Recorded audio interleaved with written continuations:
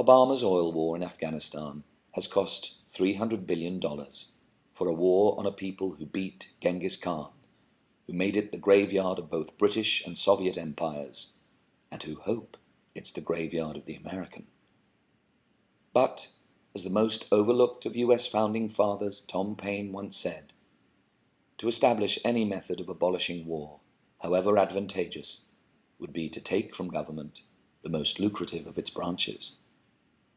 To the U.S., war's the most supreme drama of a mechanized society, upon which every U.S. citizen spends most of their income, evidently believing that the rule that every action has an equal and opposite reaction is suspended by U.S. exceptionalism.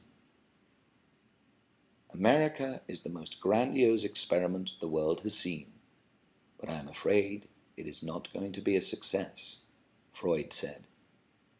I made a mistake, Einstein echoed, in selecting America as a land of freedom, a mistake that I am unable to repair.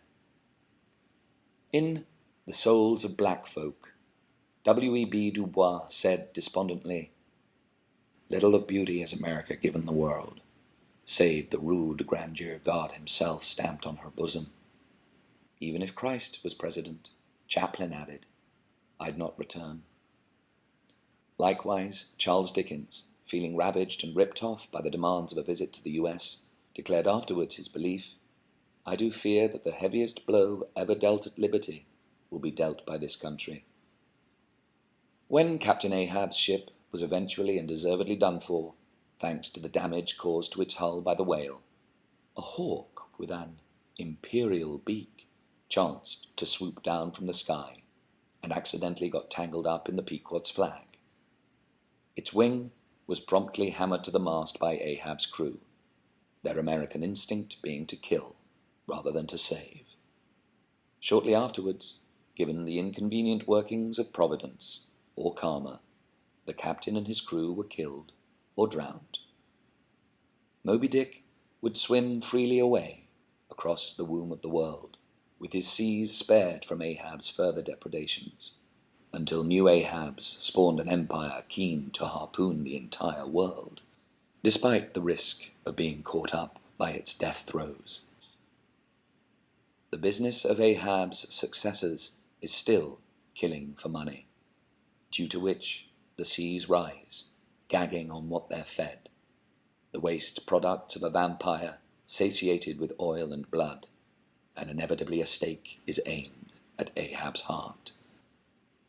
As the two trade towers collapse, and as their inhabitants throw themselves out of windows to escape the heat, and as the spiraling bodies explode below on the sidewalk, staining the dust from 9/11's explosions bright pink, the U.S. has to inhale its own blood. Its body politic is harpooned, its financial flippers broken, its oversized fins snapped, and despite ensuing orgies of self-pity, then vengeful murders, its wisest citizens know that its empire has imploded. It's trumped by nemesis, by hubris, and by irony. The tallest buildings ever built are toppled.